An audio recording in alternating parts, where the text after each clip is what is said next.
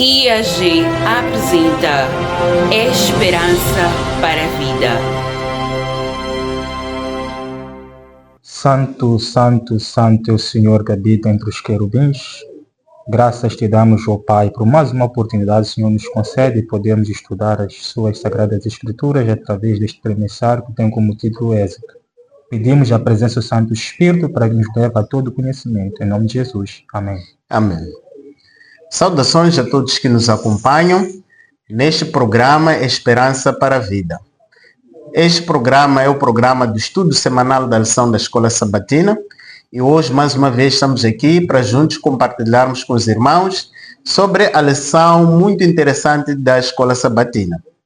Queremos desde já estender o nosso convite para todos aqueles que não estão inscritos neste canal para que possam subscreverem-se, ativarem o sininho de notificações, comentarem essas lições e compartilhar o link com os demais. E hoje contamos com a presença de um convidado muito especial. Irmão Jonas, seja bem-vindo àquilo que é o nosso programa Esperança para a Vida. Pode cumprimentar aos irmãos que nos acompanham lá em casa? Em primeiro lugar, agradecer pelo convite que me foi estendido, dizer que estava com muitas saudades de cá estar, juntamente com o irmão Cipriano, para juntos podermos estudar aquilo que são as Sagradas Escrituras, aquilo que é o nosso trimessário muito rico. Convido o irmão aí em casa, pegue no seu trimessário, na sua Bíblia, e juntos vamos tirar lições importantes mesmo para aquilo que é a nossa renovação da esperança para a vida. Estamos praticamente na reta final das nossas lições da Escola Sabatina. Hoje estamos na lição número 12 e vimos como é que Deus vem guiando o seu povo desde o princípio. E nós, como povo de Deus, hoje também há um êxodo que Deus nos chama para efetuarmos nas nossas vidas, não é? Quando nós olhamos, o povo foi tirado do mundo de pecado. Exato. Então Deus quer nos tirar também deste mundo do pecado para nos guiar a Canaã celestial. Então nós temos a lição número 12, que tem como tema: peço que mostres a tua glória. Ninguém vai entrar em Canaã celestial sem fazer este pedido que Moisés faz a Deus. Porque na verdade vamos compreender o que significa ver a glória de quem? De Deus. E o verso para memorizar é o livro de Êxodo, capítulo 34, versículo 6 e versículo 7, que diz o seguinte: o Senhor passou diante de Moisés e proclamou: o Senhor Deus compassivo e bondoso, tardio em irar-se e grande em misericórdia e fidelidade, que guarda misericórdia em 1000 gerações, que perdoa a maldade, a transgressão e o pecado, ainda que não inocente o culpado, e visita a iniquidade dos pais nos filhos e nos filhos dos filhos até a 3ª e 4ª geração. Então aqui encontramos o texto que vai nos guiar ao longo desta semana, deste estudo, que nós vamos ver, afinal, o que significa mostre-me a tua glória. Agora, o autor traz uma imagem muito interessante, que é de um aluno de ensino primário que aprende a contar, aprende a ler o básico, não é? De tal forma que quando esse aluno consegue já escrever, fazer a somatória de uma conta simples, é tido como um aluno que conseguiu assimilar a matéria que ele aprendeu. Mas em contrapartida, quando se leva, o mesmo problema é apresentado para um aluno que está no ensino superior em relação a este aluno do ensino primário. Vamos, por exemplo, o ensino médio, e ele, com dificuldades, consegue fazer a tarefa que o aluno do ensino primário consegue. Aí vê-se que no processo de aprendizagem deste aluno há um problema sério. É isso que acontece também na nossa caminhada cristã. Não sei se o irmão gostaria de dizer alguma coisa antes de avançarmos mesmo para a lição. Só para acrescentar, é importante, como cristão, possamos obedecer aquilo que é a 11ª crença de nós como adventistas do 7º dia, crescimento em Cristo. Então, existem níveis que nós como cristãos devemos passar por esses níveis e devemos tirar o máximo aprendizado para que uma outra verdade, uma outra luz nos seja concedida, a fim de que possamos caminhar com Cristo rumo à Canaã celestial. Exatamente. Então, nós vamos ver que é através dessa caminhada que vai nos permitir conhecermos a Cristo para que possamos aperfeiçoar o nosso caráter. Na nossa esfera, conforme a lição vai nos mostrar. Na lição de domingo, encontramos o tema A Tenda do Encontro. Irmão Jonas, a Tenda do Encontro é a mesma coisa que dizer o tabernáculo? Claramente que não é a mesma coisa. Nós encontramos que a tenda do encontro ele foi criado ou foi planificado ou lá fora do arraial. Exatamente. Era um lugar que visava o quê? Um encontro entre Moisés e o seu Deus. Não só todo aquele que tivesse arrependido, que tivesse disposto a ter uma comunhão com Deus, poder ter essa relação direta, podia dirigir-se até lá, a fim de que pudesse ter esse encontro com Deus. E nós encontramos que o tabernáculo foi construído onde? No areal. No areal. Exatamente. É importante também aqui frisar que essa tenda de encontro foi construída, mas também tem uma conjuntura antes que aconteceu com o povo. Qual é? É que o povo entrou primeiro em apostasia. Exatamente. Então, o povo entrando em apostasia, claramente aquilo desagradou a Deus, porque não há uma união entre a luz e as trevas. Então, o povo entrando em rebelião, praticamente nós encontramos escolheu as trevas. Então, Deus desagradou-se com isso, então fez o que? Irou-se contra o seu povo. Então, houve uma necessidade de poder construir o quê? Uma tenda de encontro, onde o líder Moisés pudesse estar lá, a fim de que Deus pudesse dar a conhecer aqueles que eram os seus ditames, os seus propósitos, aquilo que é a sua vontade, para que o povo pudesse seguir, a fim de que houvesse de novo essa reconexão entre Deus e o seu povo. É interessante que quando nós vamos para o livro de Êxodo, capítulo 33, onde fala-se dessa questão da tenda do encontro, que o irmão já deixou bem claro, que a tenda do encontro não é a mesma coisa que o tabernáculo, não é? Aqui quando vamos ler o versículo 11, vamos encontrar uma coisa muito interessante, porque o líder Moisés, ao ser mandado para erguer a tenda do encontro, era um lugar onde ele tinha um encontro. Mas esse encontro era com quem? Era com Deus, não é? E Deus revelava os seus propósitos ao líder Moisés para que ele pudesse transmitir ao povo. Agora, vamos ver este encontro que Moisés tinha, a intimidade deste encontro que ele tinha para com Deus. No versículo 11 do Êxodo 33, lemos o seguinte: o Senhor falava com Moisés face a face, como quem fala com seu amigo. E em seguida Moisés voltava para o acampamento, mas seu auxiliar, o jovem Josué, filho de Nun, não se distanciava da tenda. Agora, o que me chama mais a atenção aqui, querido irmão Jonas, é que a intimidade que Moisés tinha com Deus é comparada a uma intimidade de dois amigos. Exatamente. E aí diz que Moisés via face a face a Deus. Exatamente. Falava face a face com Deus. E a pergunta que eu coloco é: será que Moisés via claramente a face de Deus? Ok. Assim como eu, neste momento, estou a ver a sua face. Exatamente. E você está a ver a minha face. Exatamente. Então, juntos estamos a conversar aqui face a face. Face a face. Será que era assim mesmo com Moisés? Ok. É uma questão muito importante, mas deixe-me, antes de responder essa questão, citar alguns pontos que são muito interessantes para aquilo que é a nossa construção de ideias. Exatamente. Nós, quando vamos para Isaías 1, versos 18, nós encontramos lá de forma clara que a palavra do Senhor diz o seguinte: o próprio Senhor estende um convite para o seu povo. Diz: vinde a mim e raciocinemos. Para quê? Porque ainda que os vossos pecados sejam como escarlata, eles se tornarão brancos como a neve. Exatamente. Ainda que os seus pecados sejam vermelhos, se tornarão brancos como a lã. Então, existe uma relação de Deus tentar trazer o ser humano para junto dele, a fim de que possam juntos fazer o quê? Raciocinar, chegar a um entendimento para que se possa ver o amor e a justiça de Deus. Porque mediante o amor e a justiça de Deus, nós somos o quê? Transformados. E ali existe uma ligação com o nosso Deus. Uma ligação, um relacionamento de amizade.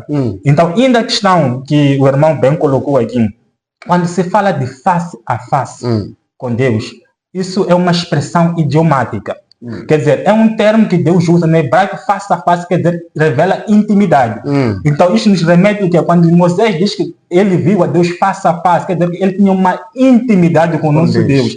E isso Deus deseja que não só como ele, assim como nós hoje em dia tenhamos essa intimidade. E para tal, todos nós devemos ter o quê? Uma tenda de encontro. Uma tenda de encontro. Devemos ter um lugar em que nós passamos horas, passamos até alguns dias com o nosso Deus buscando essa intimidade, para que possamos conhecer Deus o que? Face a face, para que possamos ter o que? Essa intimidade. Só para salientar, nós quando vamos para o livro de Êxodo 33, versos 11, diz o seguinte, o versículo 11, e o Senhor falava com Moisés face a face, como quem fala com seu amigo, e em seguida Moisés voltava para o acampamento, mas seu auxiliar, o jovem Josué, filho de Nun, não se distanciava da tenda. Exatamente. Então, nós quando vamos para o verso 20, nós encontramos de forma clara ali que ninguém pode falar o que pode ver o rosto de Deus e continuar o que? Vivo. Então, não, mesmo assim, como entender essa questão? Nós quando vamos para o livro de Deuteronômio 5, versos 4, podemos entender claramente o que essa expressão idiomática nos traz.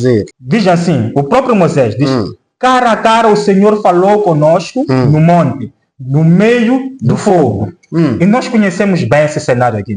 Nós encontramos que Moisés, antes de subir ao Monte Sinai, para receber o decálogo pela primeira vez, Deus já apresentou-se ao povo. O povo mesmo tinha que santificar-se, ao terceiro dia haveria um encontro. Exatamente. Então, nesse encontro aí, em que houve uma teofania, uma manifestação divina, Deus manifestou através do quê? De relâmpagos, trovões, do fogo. Então, nós encontramos que o povo temeu.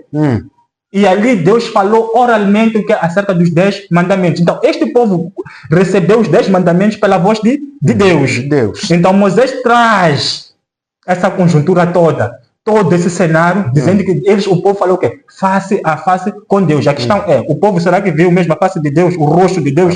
Claramente que não. Então, quer dizer o quê? Que Deus falou com o povo como se fosse o quê? O seu amigo. A intimidade. Então, ali revelou-se a intimidade entre Deus e o seu povo.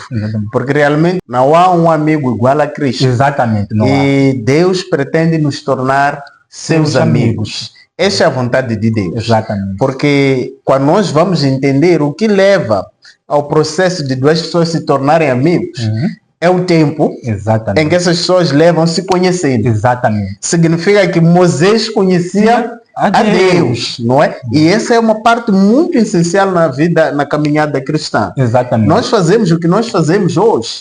Se nós não cumprimos aquilo que é a vontade de Deus hoje, é porque realmente ainda não conhecemos a Deus. E ter informação sobre Deus não é o mesmo que conhecer a Deus. E é isso que se calhar tem acontecido na vida de muitas pessoas. Mas quando nós avançamos, por exemplo, para a lição da terça-feira, vamos ver que todo este processo é para levar a um conhecimento profundo de quem? De Deus. Por isso que o tema diz, para que eu te conheça. Quem disse isso? Foi o próprio Moisés. Agora, aqui, a pergunta que é colocada é: o que Moisés pediu que o Senhor fizesse saber? Quando nós lemos o Êxodo capítulo 33, do versículo 12 a 17, e por que ele implorou a presença de Deus para guiá-los? Se calhar podíamos ler, só para situar os nossos irmãos que estão nos acompanhar lá em casa, no capítulo 33 do livro de Êxodo, nós vamos ler versículo 12 a 17. Diz o seguinte: e Moisés disse ao Senhor: tu me dizes que eu faça subir este povo, mas não me mostras quem enviará comigo. Disseste também: conheço-te por teu nome e achaste favor aos meus olhos. Se achei favor aos teus olhos, rogo-te agora, me mostre os teus caminhos para que eu te conheça, a fim de que continue a achar favor aos teus olhos e considera que esta nação é teu povo. Se pararmos aí, encontramos algo muito interessante. Moisés não conhecia Deus. Conhecia, mas veja só, conforme eu referenciei antes, existe naquilo que são as nossas crenças como povo adventista do sétimo dia, crescimento em Cristo. Então, para que Deus possa nos revelar o seu caráter mais e mais ainda, é necessário que nós passemos por um estágio. E Moisés passou por esse estágio. Nós encontramos que o próprio livro de Gênesis, assim como Jó, Deus e Moisés escreveu onde? Lá dos 40 anos durante Median. Exatamente. Então, se ele escreveu, nós sabemos que a Bíblia nos diz que certamente a profecia não foi produzida por vontade humana. Mas homens santos falaram que inspirados pelo Espírito Santo, a vontade de Deus. Então, se ele escreveu esse livro, claramente existia o quê? Uma amizade, uma união entre ele e Deus, uma relação íntima. Ele conhece, e estendeu-se ainda mais quando ele voltou ao Egito. E Deus, por intermédio dele, começou a operar o quê? As pragas, ele e Arão. E ainda mais, através dele, Deus fez o quê? Abriu o mar vermelho. Então nós encontramos aí uma sequência de eventos que nos permitem perceber que existia o quê? Um conhecimento de Deus para com Moisés. E Moisés para com Deus. Mas ele não estava satisfeito. Exatamente. Aí onde me chama mais a atenção é que nós, enquanto estivermos com Cristo, quanto mais nos aproximamos de Cristo, mais percebemos que precisamos conhecê-lo mais porque não o conhecemos. Por isso que nós encontramos no Espírito de Profecia tanto a Bíblia que nós seremos o quê? Eternos aprendizes. Exatamente. Nós seremos para sempre aprendizes de Cristo Jesus, no Santo dos Santos. E olha só uma coisa aqui interessante que eu quero responder aqui. Quando nós vamos só para secundar isso, o próprio João enfatiza essa parte. Sim. Em João 17, os versos 3, diz uma coisa interessante. O próprio João 17, os versos 3. Versículo 3. Diz o seguinte: a vida eterna é esta, que te conheçam a ti, como o único Deus, e a Jesus Cristo a quem enviaste. Veja só. Então Moisés, ele antes já percebia que para ter a vida eterna é necessário que conheça profundamente o que significa que quem não conhece a Deus não pode ter a vida, não pode ter a vida eterna. Claramente. Então, isso me leva a pensar que as pessoas que vão queimar no fogo eterno, não é? Exatamente. São aqueles que, na verdade, não conheceram a Deus. Mas há que salientar que esse conhecimento não é um conhecimento que foi vedado. Exato. Não é? Exato. O evangelho será pregado a todas as nações, tribos, povos e línguas. Ou seja, todas as pessoas terão oportunidade de ouvir falar de Cristo, não é? E tomar uma decisão. Agora, a partir da decisão que você toma, essa decisão demonstra se você conhece ou não conhece a Deus. Mas vamos ver isso aí. Vamos abrir 2 Tessalonicenses. Há uma coisa muito interessante que nós encontramos aqui no livro de 2 Tessalonicenses. Vamos abrir logo no capítulo 1 e vamos ler versículo 7 a 8. Vai nos mostrar essa questão de que a vida eterna só pode ser obtida através do conhecimento a Deus. Porque os que vão se perder são aqueles que não conhecem a Deus. E a questão que nós devemos nos colocar é: será que eu conheço a Deus? Porque vimos Moisés que esteve, andou com Deus, mas aí ele diz que mostre-me os teus caminhos para que eu te conheça. Exatamente. Então, será que nós conhecemos a Deus ou temos informação sobre Deus? Aí diz o versículo 7 a 8 de 2 Tessalonicenses capítulo 1. E para vós que sois atribulados, vos dê alívio, bem como a nós, quando o Senhor Jesus se revelar do céu com seus anjos poderosos em chama de fogo. O que é que ele vai fazer? Versículo 8. Punindo os que não conhecem a Deus e os que não obedecem ao Evangelho de nosso Senhor Jesus. Não, por ocasião da vinda de Jesus Cristo, aqui fica bem claro. Quem será punido? É aquele que não conhece a Deus, porque recebeu o Evangelho, mas não obedece. Exatamente. O que significa que o conhecer nos remete também a uma ação. Não é só a teoria, nos remete a uma ação. Exato. Então, quando nós conhecemos a Deus, vamos matar? Não. Porque nós recebemos o Evangelho que diz: não matarás. Então, porque nós realmente conhecemos a Deus e damos valor, porque Deus é amor. Então, todo aquele que diz que conhece a Deus é uma pessoa que ama a Deus. E por amar a Deus, vai obedecer aquilo que é a vontade de Deus, que é o Evangelho. Não é? Até porque o próprio Cristo disse em João 14, versos 15, se me amardes, guardareis os meus mandamentos. Então não há como manifestar esse amor sem guardar o quê? Os mandamentos de Deus. E só para salientar também um ponto importante, só para frisar aquilo que o irmão Cipriano nos trouxe nesse texto de 2 Tessalonicenses, capítulo 1, os versos 6 e 7, nós quando vamos para o livro de João 7, dos versos 21 a 23, nós encontramos também que João volta a trazer essa questão de conhecer. Exatamente. quando, por ocasião da vinda de Cristo, nós encontramos que diz que nem todo aquele que diz que toma o nome do Senhor, que diz Senhor, entrará no quê? No reino dos céus. Exatamente. Mas todo aquele que faz o quê? A vontade do meu Pai. Então, o conhecer está onde? Está no fazer o quê? A vontade do quê? De Deus, de Jesus Cristo. E ademais, diz que muitos naquele dia virão que, Senhor, em teu nome não fizemos milagres. Em teu nome nós expulsamos o quê? Demônios. Fizemos maravilha. Então eles lhes dirão abertamente, nunca vos conheci. Apartai de mim, vós que cometeis o quê? Iniquidade. Então o termo nunca vos conheci revela intimidade. É interessante. Até a propósito, eu já havia aberto esse texto. Vamos ler mesmo para que fique bem claro. A Bíblia ou o Espírito Profecia nos ensina que a repetição vai nos permitir com que nós possamos reter a informação, gravarmos a informação.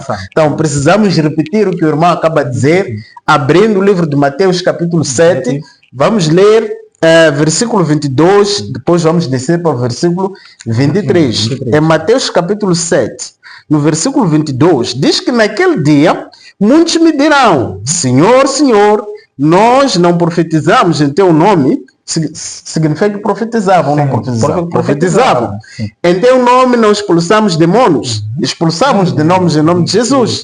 Em teu nome não fizemos milagres, fizeram milagres em nome de Jesus. Para voltarmos àquela questão de que o fato de você assumir que conhece a Deus não significa que você conhece a Deus, porque eles, apesar de fazer isso em nome de Jesus, havia um problema com eles.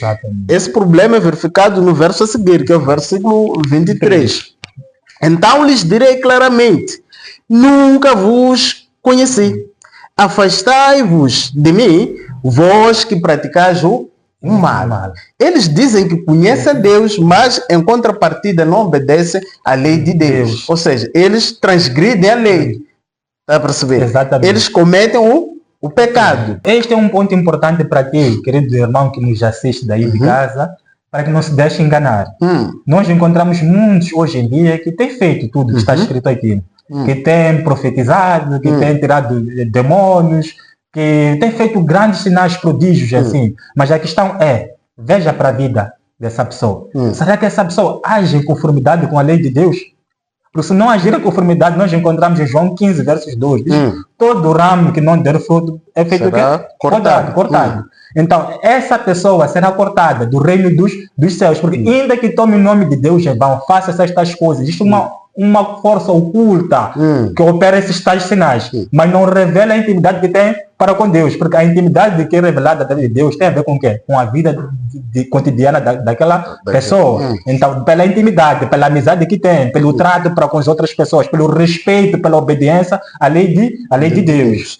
E veja lá que é uma coisa muito grave. Um Deus onipotente, onipresente, onisciente, vir a afirmar o seguinte: na verdade, nunca te conheci.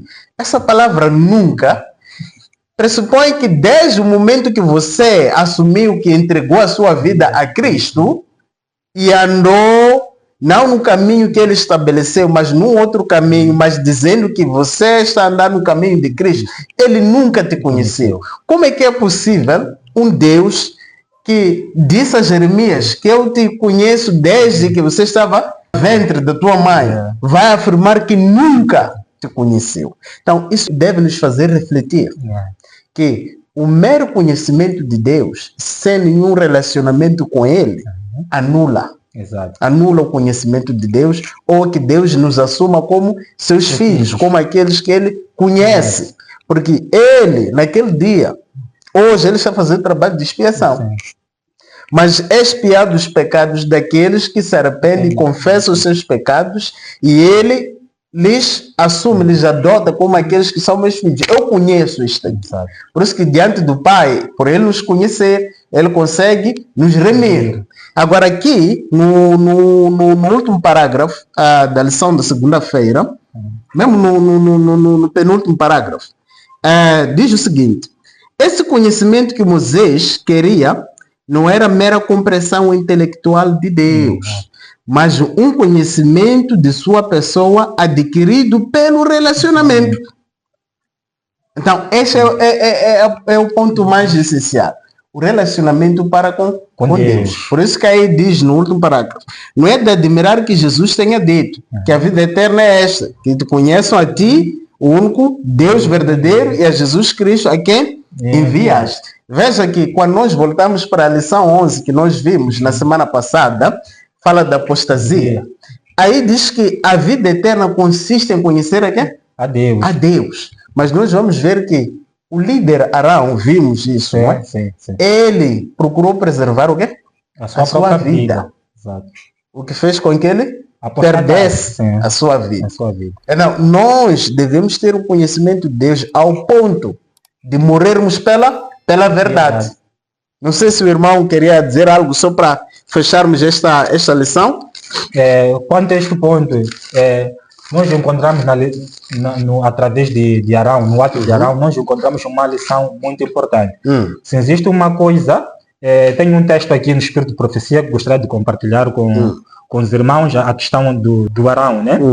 Enquanto podíamos estar a ler o capítulo 25 do livro de Mateus, Exato. que traz a parábola das 10 virgens, não é? Exatamente. Nós sabemos que nesta parábola encontramos as 10 virgens que representam a igreja de Deus, não é? Sim. Mas os dois grupos que existem dentro da igreja de Deus, cuja preparação é diferente, Exato. mas aguardam pelo mesmo evento, que é a volta do noivo.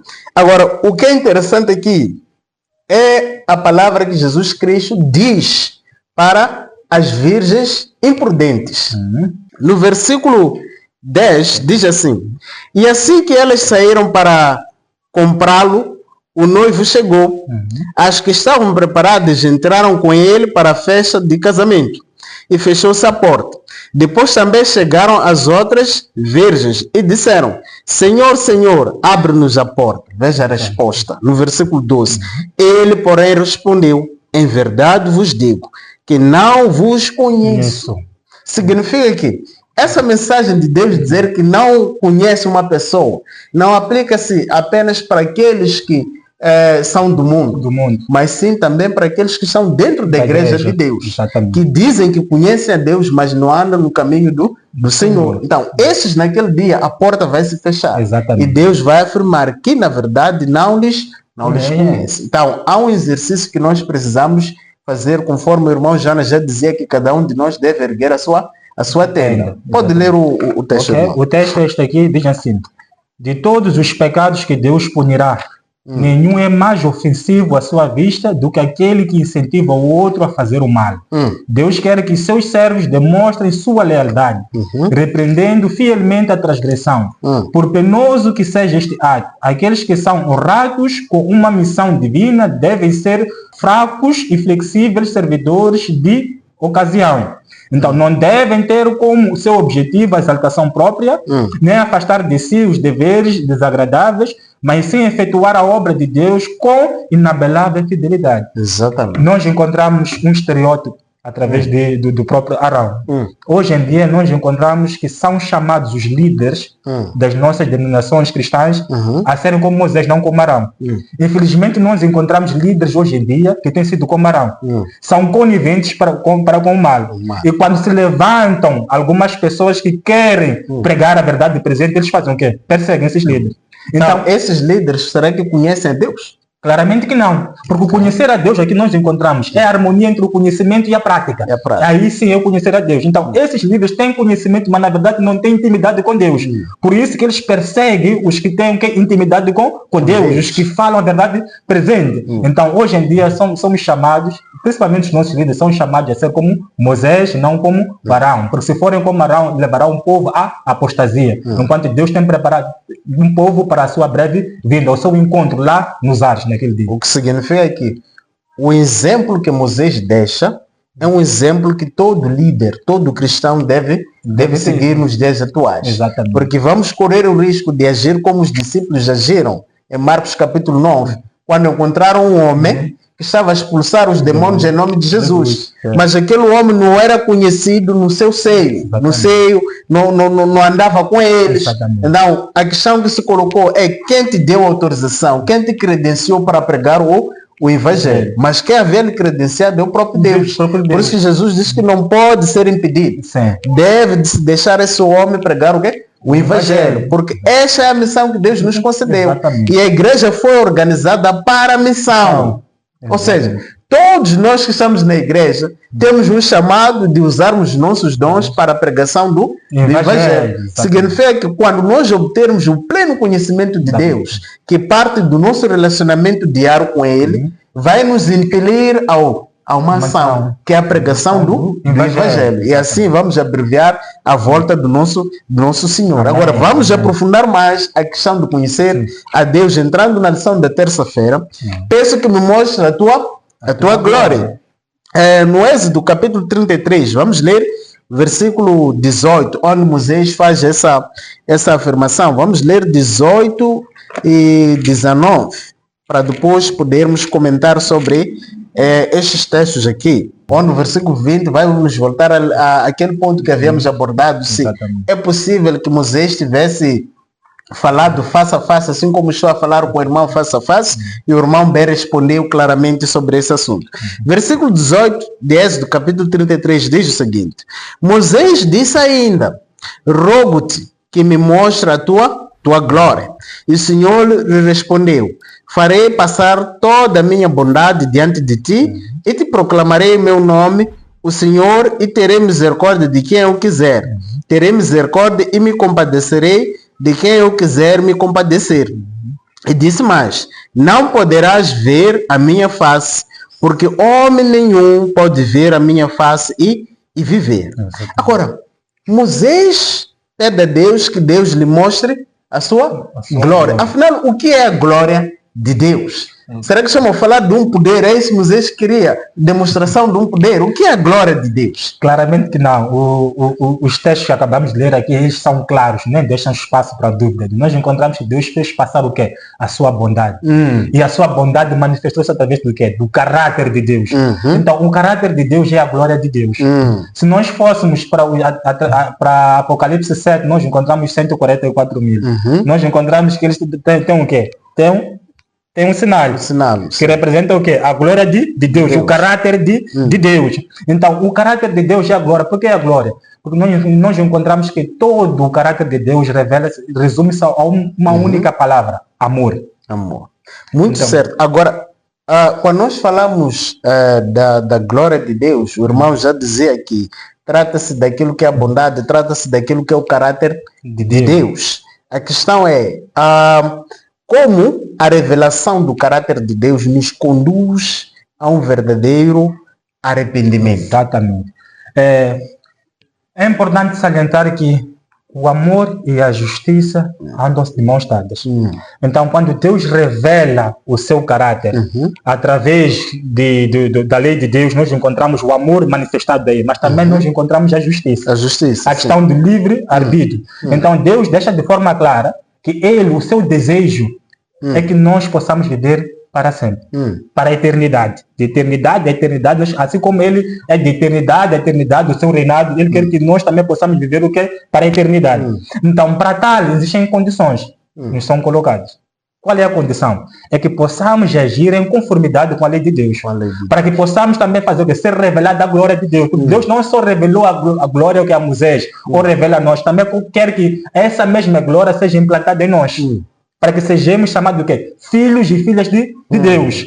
Então, a questão é essa aí. Então, quando nós aceitamos, esvaziamos nosso coração pelo caráter de Deus que nós vimos, reconhecemos que é um caráter justo, então nós passamos o quê? Passamos a dizer a Deus: Deus, venha até mim, a Deus Santo Espírito, transforma para aquilo que tu queres que eu seja. Então, isso aconteceu com Moisés. Moisés era um homem como nós. Tinha um temperamento tempestivo, Moisés.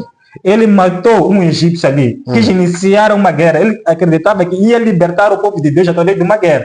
Mas Deus levou-lhe a Midian para que ele pudesse aprender, através das ovelhas, ele pudesse aprender lições importantes que o habilitariam a entender aquilo que é a essência, o caráter de Deus. E ele foi, pouco a pouco, Deus foi o quê? Moldando o seu caráter. Nós vimos antes, aí, na lição da segunda-feira, okay, que ele mesmo assim desejava fazer o quê? Aprender, conhecer ainda mais esse Deus. E foi-lhe permitido conhecer até que ele se tornou o quê? O homem mais manso da face da terra, depois de Cristo Jesus. Exatamente. Então, hoje em dia, nós somos chamados também a fazer o quê?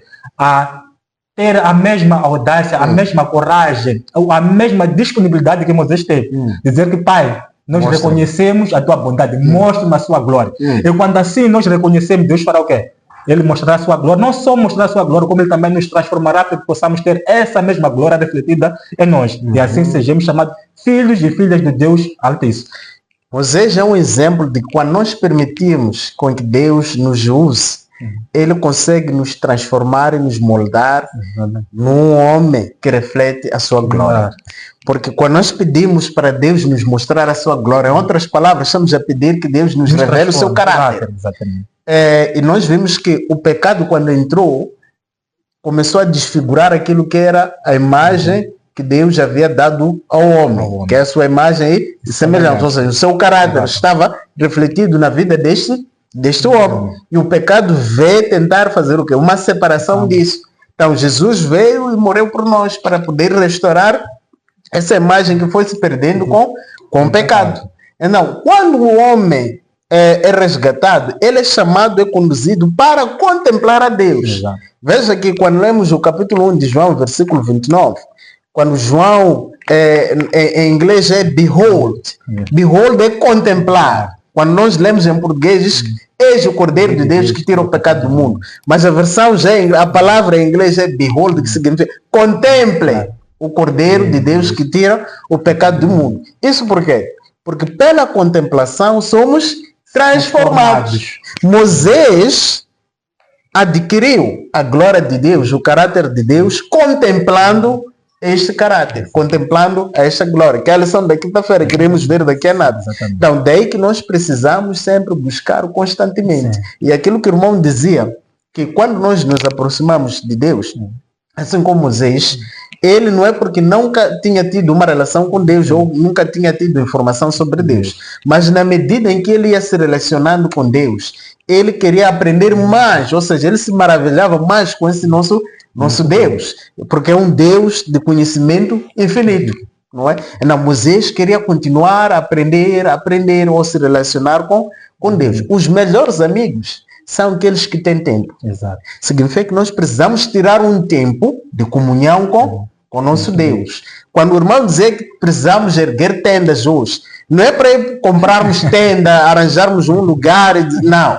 Está a falar de um tempo muito especial de comunhão com o nosso Deus. Se separarmos esse tempo, será um tempo sagrado para nós, que é o tempo de meditarmos na palavra de Deus, é o tempo de orarmos, é o tempo de interceder um pelo outro. Então, é isso que seria armar a tenda nos nossos dias. Não é? Se é na nossa casa, podemos ter um canto específico, que é onde vamos ter os nossos cultos. Ali é o nosso altar, onde sempre buscaremos estar em comunhão com Deus. A lição diz uma coisa, que a glória de Deus, no segundo parágrafo da lição da terça-feira, diz que a glória de Deus é envolver pecadores arrependidos em seus braços, citando o profeta Jeremias, e prover tudo o que é necessário para a transformação deles. Ao mesmo tempo, nossa glória é revelar seu caráter e torná-lo conhecido aos outros. Exatamente. Sim. E veja só para acrescentar aqui, levaria ao livro de Salmos 77, 13. O teu caminho está no santuário. Que Deus é maior que o nosso Deus. O que eu quero extrair aí no santuário? Nós encontramos que tínhamos o pátio, tínhamos o lugar santo e tínhamos o santo dos santos, o lugar santo. Nós encontramos que Deus ele dedicou as 6 fases da igreja, ou as 7 igrejas, só para o lugar santo. Mas no lugar santíssimo, o que quer dizer santíssimo? O santo dos santos, quer dizer, mais santo ainda. Mais separados ainda. Ele dedicou esse período aqui para a igreja de Laodiceia. E quem é a igreja de Laodiceia? Somos nós, como povo adventista do sétimo dia. Então, nós como povo adventista do sétimo dia, somos chamados a ser mais santos ainda. Porque nós estamos num período ou numa fase em que Deus quer implantar e consolidar o seu caráter. Então, isso nos revela o quê? Há uma missão que nós temos, há uma responsabilidade também que nós temos, de sermos mais separados ainda para que possamos desempenhar o quê? essa função. Qual é essa função? Pregar as 3 mensagens angélicas. Então, se tu, irmão, que é adventista do 7º dia, ou tu, irmã, ou irmão que não é adventista do 7º dia, mas quer pertencer a este povo, eis a oportunidade hoje em dia. Abraça, porque Deus quer, através deste povo, fazer chegar o que aquilo que são as verdades santificadoras para as pessoas que carecem dessas mesmas verdades. Mas para que tal aconteça, é necessário que nós possamos diminuir para que ele cresça, para que o seu caráter seja o quê? Seja implantado e consolidado em nós, para que possa se refletir a glória de Deus para o mundo. Ok? Por isso que sempre recomendamos a todos que estão nos acompanhar, que ainda não estão inscritos no canal, para se inscreverem no canal, porque aqui no canal vão poder também ter uma oportunidade de conhecer a Deus, ou seja, aumentar o conhecimento que os irmãos que estão nos acompanhar já têm sobre Deus. Então, vamos colocar degrau sobre degrau e assim vamos crescendo juntos. Por isso também pedimos as vossas perguntas, os vossos comentários aqui na descrição de cada vídeo, para que possamos também nós deste lado crescermos. Quando nós olhamos, por exemplo, na quarta-feira, de que forma Deus revelou a si? Porque Moisés pediu que Deus mostrasse a sua glória. Então, como é que Deus revelou a sua glória a Moisés? De que forma? Primeiro nós encontramos um cenário em que Deus desce através da nuvem. Nós sabemos que aquela nuvem era um símbolo da presença de Deus. Então, Moisés, ao ver aquilo, ele o adorou. Então, nós encontramos que ele citou o quê? As palavras nós encontramos aqui no verso áureo. Aqui. Que o Senhor passou adiante de Moisés e clamou: Senhor, Senhor, Deus compassivo, bondoso, tardio em irar-se, e grande em misericórdia e fidelidade, que guarda a misericórdia em 1000 gerações, que perdoa a maldade, a transgressão e o pecado, ainda que não inocente o culpado, e visita a iniquidade dos pais nos filhos e nos filhos dos filhos, até a 3ª e 4ª geração. Então, quando Deus ele revela-se através da nuvem, então Moisés conseguiu contemplar aquilo que é o quê? Que era a demonstração do caráter de Deus. E ele próprio exclamou, mas clamou, aquilo foi à toa? Claramente que não. Ele tinha uma presença forte do Espírito Santo. É o que o fez exclamar tudo isso que nós encontramos aqui. Então, esse caráter demonstrou-se ainda mais de forma resumida quando nós vamos para o livro de João 3,16. Porque Deus revelou-se, aqui nós encontramos que o título ou o tema da lição da quarta-feira é o Deus revela a si mesmo. Sim. E nós, para os nossos tempos, porque o que mais importa é perceber aquilo que é para os nossos tempos. Nós encontramos que em João 3,16 diz que porque Deus amou o mundo de tal maneira que Deus seu Filho unigênito, para que todo que nele crê não pereça, mas tenha vida eterna. Por isso Cristo, quando veio à terra, diz que o reino dos céus é chegado à terra, porque ele era a representação do reino dos céus. Então, existia ali uma demonstração mais elevada do que de Deus mesmo. Porque Cristo é expressa a imagem do Pai. E ele estava na terra. Para que ele veio? Para poder fazer o quê? Morrer por mim e por ti. Mas será que era só para morrer, para nos salvar logo? Não, por isso que ele diz: para que todo aquele que nele crê não pereça, mas tenha vida eterna. Mas significa aquele que não crer. O que é não crer? É decidir não ter uma vida de comunhão com Deus. Exatamente. Então, este terá vida eterna? Claramente que não. Então, aqui neste verso nós encontramos que é um verso muito poderoso, que está o resumo do plano da salvação. Então, Cristo revelou-se e tem se revelado ainda nos dias atuais cada vez mais. É uma questão de nós, de forma individual, ou alguém de forma individual, decidir no seu coração que eu quero conhecer a esse Cristo. Ele vai se revelar para si de forma individual, porque ele revela-se de forma coletiva, mas também de forma individual. Aqui é interessante vermos que Deus revelou a sua glória através da sua lei, os 10 mandamentos. Isso me faz refletir num ponto, quando nós olhamos para os 3 passos, não é? No escadote da salvação, chama falar da justificação, santificação e glorificação. Que esses passos nós encontramos no caminho do Senhor, conforme o irmão já avançava, que é o santuário, não é? Onde no pátio encontramos a lição sobre a justificação, no lugar santo encontramos a santificação, mas quando entramos no lugar santíssimo, é lá onde encontramos a lei de Deus. É lá onde nós encontramos a glorificação, ou seja, o caráter de Deus. Todo aquele que busca refletir o caráter de Deus, busca refletir a glória de Deus, precisa entrar pela fé no lugar É santíssimo, santíssimo. pois é onde Jesus Cristo se encontra hoje. Mas não no santuário terrestre, mas no santuário Santuário celeste, celestial. que nenhuma mão humana é que ergueu, Contribuiu. mas sim o próprio Deus. Então, nós precisamos entrar pela fé para que quando Jesus Cristo vem, nós sejamos glorificados. Porque nós hoje, ao obedecermos essa vontade de Deus, é para que Deus seja glorificado em nós. Ou seja, o caráter de Deus seja visto em nós, os seus filhos, Exatamente. diante de todo o mundo. Agora, aqui, diz uma coisa muito interessante no segundo parágrafo da lição da quarta-feira. Diz que o líder de Israel agora estava preparado para essa gloriosa percepção do caráter de Deus. A beleza do caráter divino é uma impressionante revelação que ele faz de si mesmo. E aí nos diz que devemos ler o versículo 6 e 7 do capítulo 34 do livro de Êxodo. Podemos ler, só para confirmarmos isso, pode ler o irmão Tomaceno. Ok? Diz assim a palavra do Senhor. Passando, pois, o Senhor perante a sua face, clamou: Jeová, o Senhor Deus misericordioso e piedoso, tardio em iras e grande em beneficência e verdade, que guarda a beneficência em milhares, que perdoa a iniquidade e a transgressão e o pecado, que ao culpado não tem por inocente, que visita a iniquidade dos pais sobre os filhos e sobre os filhos dos filhos até a terceira e a quarta geração. Então, respondendo isso ou comentando isso, o autor aqui diz o seguinte, no parágrafo a seguir, diz que quando obtemos vislumbre do amor, graça, misericórdia, compaixão, bondade, fidelidade, perdão, santidade e justiça de Deus, também somos atraídos por ele. Exatamente.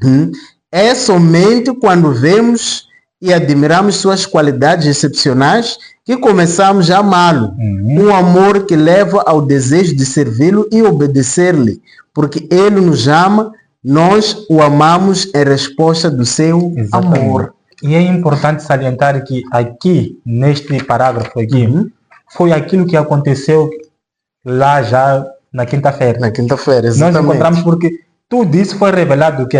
A Moisés. E por ele aceitar, e por ele perceber a sua condição pecaminosa e o amor e a justiça de Deus, algo aconteceu com ele. Foi transformado mais ainda. E essa transformação teve um vislumbre exterior.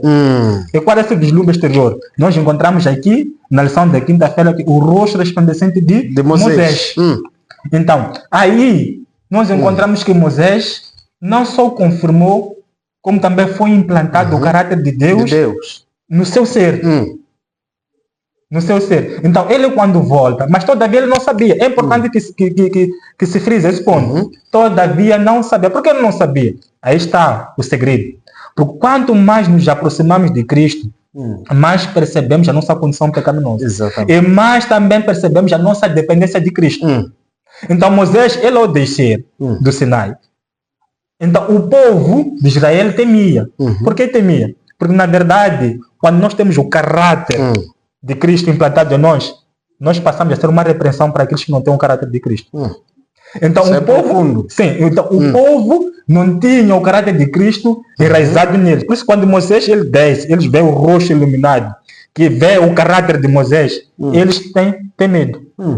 Eles têm medo porque percebem que este aqui é um homem que reflete o que é o caráter de Deus. Estava a representar a quem ali? A Jesus Cristo. Veja lá uma coisa interessante sobre o nosso Deus. A Bíblia diz que Deus não nos pede nada que nos seja impossível. E veja que Deus costuma dar exemplo primeiro, antes mesmo de nos pedir para fazermos. Eu quando olho para a trajetória do povo, desde a saída do Egito, com o objetivo de chegar à terra prometida, mas que o objetivo principal, na verdade, era levar o povo para mais perto de Deus. Mas do ponto de vista geográfico, era para Canaã terrestre, né? A terra prometida. Agora, é que Deus lhes faz andar no seu caminho. O irmão dizia que o caminho do Senhor encontra-se no santuário. Salmo 77, versículo 13. Nós vamos ver que no santuário encontramos o altar de sacrifício, a pia de água e entramos lá no lugar santo, para depois entrarmos no lugar santíssimo, também encontramos lá utensílios sagrados que estavam lá. No lugar santo, por exemplo, encontramos o altar de incenso, A encontramos mesa da também. proposição. Exatamente. Sim. Então encontramos lá também os pães, não é? Sim. Então, quando nós avançamos para o lugar santíssimo, temos a arca, tem a lei dos 10 mandamentos, tem a vara de Arão, tem o maná, por aí em diante. Agora, quando nós voltamos, é que Deus fez com que seu povo trilhasse pelo caminho de santuário, de forma inconsciente. É verdade. Quando eu digo de forma inconsciente, estamos a falar de quando nós aprendemos a língua, a nossa língua materna. Não era através de conjugação verbal. Exatamente. Mas os nossos pais só falavam, nós repetíamos e acabamos falando a língua. Ou seja, Deus, antes de mandar com que Moisés erguesse o santuário, o povo andou pelo ensinamento do santuário, ou seja, pelo caminho do santuário. Primeiro, Deus diz que eles deviam sacrificar um cordeiro pascal, Sim. que é o altar do sacrifício. O que aconteceu em seguida quando saíram? Foram atravessar o mar vermelho. Onde, exatamente, onde quando os sacerdotes sacrificavam os animais, iam lavar as mãos e a água virava sangue. Foram atravessar o mar vermelho, que simboliza o batismo, conforme diz o apóstolo Paulo, que eles foram batizados na nuvem e quando atravessaram o mar vermelho. Está a perceber, irmão? Agora, onde é que eles falharam, que nós tratamos desse assunto na lição número 11? Foi no deserto, na santificação, que entramos logo no lugar santo. Eles falharam na santificação. Não puderam ser, como que eu diria, não puderam ser preservantes, não é? Para que pudessem ser glorificados, entrando na terra prometida. Mas louvado seja Deus, porque sempre há um remanescente que consegue, não é, ser firme, manter-se firme aos ensinamentos de Deus. Amém. Vimos o caso do próprio Josué, que vimos que quando Moisés voltava, ele não se afastava da tenda da revelação. Ou seja, o Josué era aquele que também tinha a vontade de querer conhecer a Deus, não é? De forma íntima, assim como o seu mestre Moisés o conhecia. E ainda bem que o irmão Cipriano trouxe esse ponto, só para ver o caráter justo de Deus. De tanto que ele já antes manifestava o desejo, e Deus lhe conferiu. Exatamente. E ele passou a liderar aquele povo. E foi ele que, ao par de Caleb e a outra geração, que não aquela geração rebelde, entraram onde? Na Canaã terrestre. Isso mostra que hoje em dia, todos nós, Deus não veda esse conhecimento, como o irmão Cipriano também disse aqui, Deus não veda esse conhecimento, essa intimidade a quem quer que seja. Deus não faz acepção de pessoas. Então é uma questão só pessoal. Se eu hoje estiver convencido de que quero entregar meu coração a Cristo, quero conhecer ainda mais, quero que Ele me mostre a sua glória, Ele hoje mesmo pode começar a assim, por exemplo, se eu desejo conhecer a glória de Deus, onde é que eu devo ir? Devo ir consultar a uma pessoa? Claramente que não. Onde é que devo ir para conhecer a Deus? A Deus mesmo, na Bíblia. Na Bíblia. Quando nós vamos para o livro de João 8:32, diz: conhecereis a verdade e a verdade vos libertará. Sim. E nós sabemos quem é a verdade, o próprio Jesus. Porque em João 14, verso 6 diz: Ele é o caminho, a verdade e a vida. E quando nós vamos para João 5:39, diz: examinai as escrituras, porque vós cuidaste ter nele o quê? A vida eterna. São elas que de mim testificam. Exatamente. Então, se nós queremos conhecer a Deus, temos que fazer o quê? Examinar as escrituras. Se calhar nós podemos estar agora a falar para um irmão ou uma irmã que não é dessa denominação cristã, mas que hoje tem o desejo de conhecer. Então peço que possa colocar aí no seu comentário que eu quero, então e ponha seu contato, nós entraremos em contato contigo e vamos iniciar estudos bíblicos para que também possa conhecer esse Deus maravilhoso, porque Ele não vede esse conhecimento a quem quer que seja. É uma questão de querer, uma questão de poder manifestar o seu desejo. Nós entraremos em contato consigo para a posterior darmos estudos bíblicos. Mas também por saber que as pessoas que nos acompanham não são somente as pessoas que estão ao nosso redor. Exatamente. As pessoas estão aqui em Maputo. Exatamente. Temos pessoas em Quilimano e nas outras províncias, assim como em Brasília, assim como em Angola. Sim. Então, como é que essas pessoas podem chegar a ter a oportunidade de estudar a palavra de Deus? Nós somos adventistas do sétimo dia. Então, vocês podem aproximar a Igreja Adventista do Sétimo Dia que estiver próxima de vós e pedirem para ter o estudo bíblico. E a igreja estará de braços abertos para compartilhar com os irmãos sobre a palavra de Deus. Agora, gostaria que lêssemos aqui Estamos no capítulo 34, no versículo 29, aquilo que já vínhamos falando aqui na lição da quinta-feira sobre o rosto resplandecente de Moisés. Aí diz que quando desceu, versículo 29 de 34 de Êxodo, quando desceu do Monte Sinai, trazendo nas mãos as 2 tábuas do testemunho, sim, quando desceu do monte, Moisés não sabia que a pele do seu rosto resplandecia, por ter Deus falado com ele. E quando Arão e todos os israelitas olharam para Moisés e viram que a pele do seu rosto resplandecia, tiveram medo de aproximar-se dele. Então Moisés os chamou, e Arão e todos os líderes da comunidade foram até ele, e Moisés falou com eles. Então nós vimos aqui que quando nós contemplamos a Deus, Deus vai fazer o quê? Nos transforma. Porque Moisés só teve uma transformação visível quando ele foi contemplar, conhecer mais a Deus. Exatamente. Quando ele faz o pedido de que Deus lhe mostrasse a sua glória.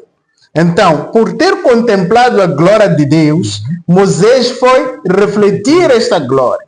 Ou seja, ele glorificou a Deus diante do povo de Israel. Então, eles já olharam para ele. Veja lá que quando nós fazemos isso, em nenhum momento nós vamos, como é que eu diria? Aquele sentimento de o eu, não vamos exaltar o eu. Por isso que Moisés nem percebia que estava a refletir esta glória. Mas os que olhavam para ele conseguiam ver a diferença. Veja que João Batista disse que ele não era digno, não é? De tirar a sandália de Jesus Cristo. O João Batista faz essa afirmação. Porque ele, quando olha para ele e olha para Deus, ele consegue ver o quão sujo ele como homem, o quão pecador ele como homem está diante daquele que é santo, que nunca pecou. E não estamos a falar de qualquer homem. No livro Testemunhos para a Igreja, se a memória não me traz, nós encontramos que este homem aqui nos é dito o seguinte lá, que pela comunhão que ele tinha com Deus, a presença forte do Espírito Santo, ele poderia ver o diabo se aproximando. Mas veja só, esse homem, que poderia ver o diabo se aproximar. Mas aos pés de Jesus, quando encontra Jesus, diz que não é digno de desatar o que é as sandálias. Então isso nos revela muito. Nos revela que nós, quanto mais nos aproximamos de Deus, mais percebemos a nossa condição pecaminosa.